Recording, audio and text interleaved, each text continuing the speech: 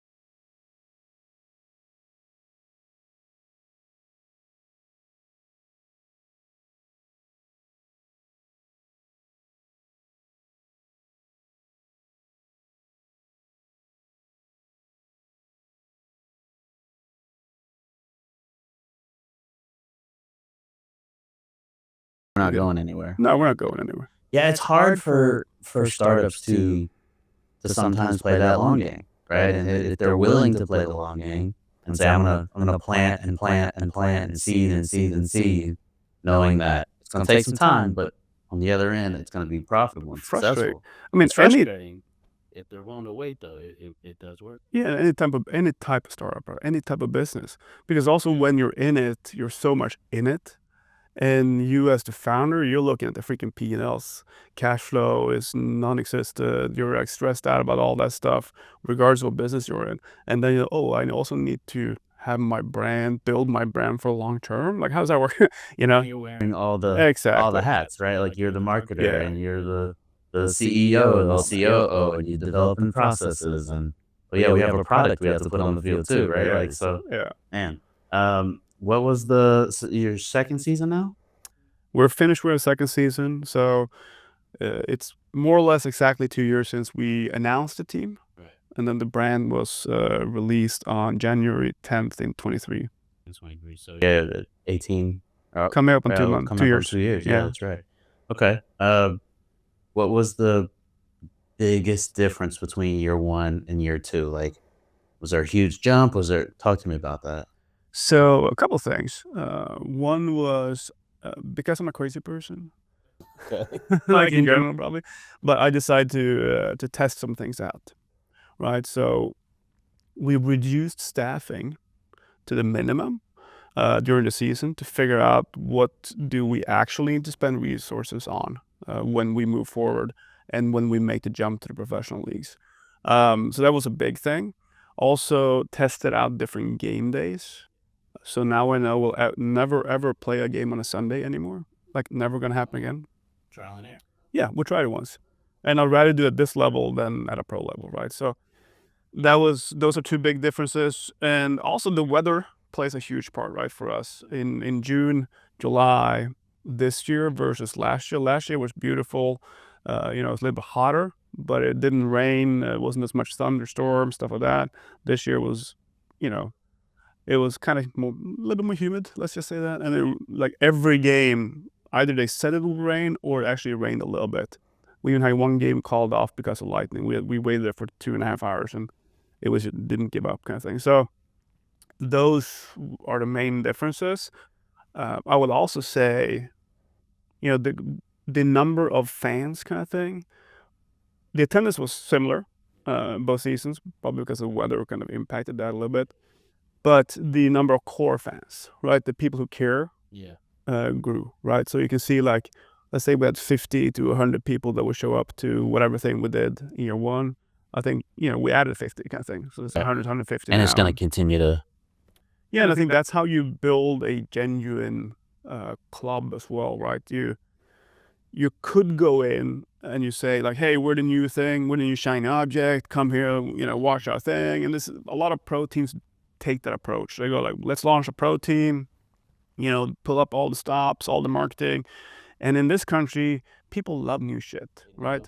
So whatever you do that's new, people will be there, right? So it's kind of a false positive that you have a successful first season in terms of attendance when you're a professional team and you just launched, because everyone gets a good attendance the first year. It's the second year, the third year you find out. And that's what you see especially in soccer on low level, is that like year 3, people start to struggle. So that means they haven't really built that true, authentic kind of connection Early on. Exactly. So that's, I think, the benefit with us doing it the painful way, because it is a painful way. Bootstrapping it, going from semi-pro to pro eventually. It's a very painful way to do it. But I think the benefit of that, and why I actually want to do that, is because it creates a more genuine connection. It's more authentic. And I think that will lead to a sustainable club that can be here forever, because that's the goal. This shit is not going anywhere. No, I would agree. Like the way that you do it is by developing advocates, right? Yeah. They'll come out for the shiny new thing, but you want to make them not just fans, but advocates, where they believe in the team and they support the team, and they're going to come out year over year over year, and that just multiplies, right? Like 1 turns to 2, turns to 10, turns to 50. Love it. When you talked about, going back, you talked about bootstrapping, everything. So obviously soccer is not as popular in this country as it is overseas, growing super fast. But like when you planted your flag here, what were some of the steps you took to get out and say, hey, come see us, we're here? Yeah, just running around like a crazy person. Literally just trying to spread the brand as much as possible. Here we are, kind of thing. And we have this thing where we don't exclude anyone. So, which also means that we don't highlight a specific group of people, kind of thing. Because I don't understand that in general. I think people are people. But a little bit connecting with the previous discussion is like, and what we changed actually this year, and what's been good about Bootstrap, and why we wanted to Bootstrap, or why I wanted to Bootstrap, is because I actually wanted to do all the stuff that I know I can't really do well. But because as we grow, I need to be able to ask questions about these things. Okay. Right? This is how I thought when I coached as well. I had this weird goal of wanting to be like a head coach on the top level, right? I kind of made it, I guess, made a decent level at least. But my theory was I should do all the roles. Like I should be the assistant coach, I should be the goalkeeper coach, I should be the video coach, I should be, I should coach young kids, old people. Like I should do everything, scouting, everything, because that way I can ask better questions when I'm in that role. Yeah. Right. So I think there's a benefit to even though, like we spoke about, like you shouldn't, as a leader, you shouldn't do the things, right? But ideally you should have done them a little bit, right? So at least so you can ask good questions about it. Agree. Yeah, and I also think that the people who are in those roles will respect that you have an appreciation for the role, because maybe you don't know everything about it, right? But you know enough to appreciate them and respect their craft, and also when you're at the top, especially when you're our size, we got 10. Yeah. I think you said you're up 4 or 5 4 or people, 5, right? yeah, 6 At that total. size, if somebody can't fulfill a role or somebody finds a better opportunity, they move on. Well, Yeah. who's going to fill that? Well, you're it. You are, right? So you have to be able to kind of jump in and do that at this Yeah. size, and I think that's a positive thing. Yeah. Oh, 100%. For sure. Yeah. For sure.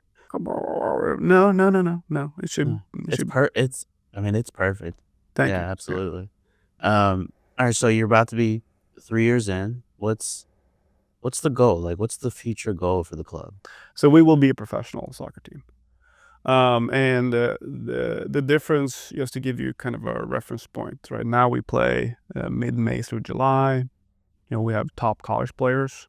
We won the division last year, went to the playoffs. We're going to do the same thing this year, go further in the playoffs, have better players. But when you're professional, season starts in March. The regular season starts in March and ends. They literally had the final last weekend. So hopefully the season ends in November, but at least late October. So it's almost a year-round thing, right? And we'll play teams in New York, Wisconsin, freaking state of Washington, Spokane, Washington, right? Hopefully not too many times a year, but hopefully only one trip every other year. But like we'll see. And we'll play Naples because they're launching a team next year. They're close. So we'll beat them. And in terms of like when we're professional, every player, there's a CBA, so every player has a minimum salary. The budgets go from like our level, other teams run around 100, 150 grand. We're almost double that because of going pro eventually. On the pro level, budgets are, you have to 4.5 to 5 million, basically. You'll go from more or less 0 full-time employees to front office of 10 to 12 people, 5 full-time coaches, 20 full-time players. Yeah. Big payroll. It's a big payroll. It's going to be painful, but yeah, to look at that number. But it will be awesome because also it gives us opportunity to showcase our community and our town and on the national stage, right? Every game is streamed on ESPN or CBS. Right, so you'll have Sarasota every week on TV, kind of thing, right? So that's the next step. That's the next step. From a business owner perspective, somebody who looks at the plan and develops the plan, you've got a year earmarked. Yeah. So can you share, like, when do you want to be pro by?